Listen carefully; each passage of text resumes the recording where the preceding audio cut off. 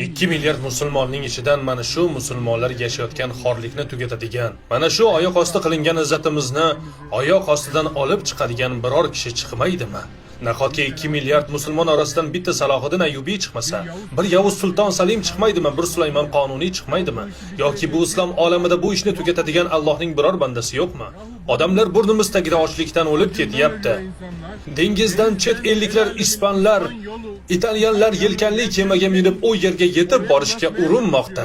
Isroil qo'shinlari tomonidan to'xtatilmoqda, talon-taroj qilinmoqda, asirga olinmoqda. Nahotki Allohning biror bandasi ovozini chiqarmasa, musulmonning ochlikdan o'layotgan bolasiga bug'doy guruch olib borish ispanlarning yelkanli g'arib kemasiga tushadimi yoki musulmonlarning, kibrli arablarning, dubayliklarning, qatarliklarning, turkiylarning 200 metrlik qimmatbaho super yaxtalariga tushadimi?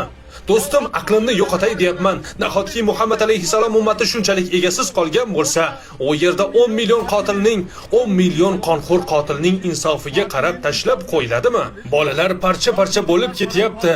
Odamlar vayronalardan tirnoqlari bilan bolalarning a'zolarini qidirishmoqda. 3 yildan beri davom etyapti. Bu yangilik emas.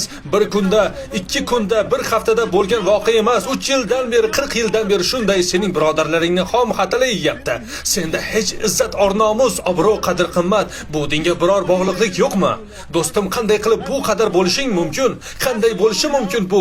Men hali ham Starbucks oldidan o'tayotganimda u yerda o'tirganlarni ko'rib hayratdan yoqa ushlayman. Nahotki bundan ham voz kecha olmayapsan? Bir qahvadan ham voz kecha olmaysanmi? La ilaha illalloh, ya Robbiy, bizga bu vaziyatdan chiqish yo'lini ko'rsat. Bizga chiqish yo'lini ko'rsat.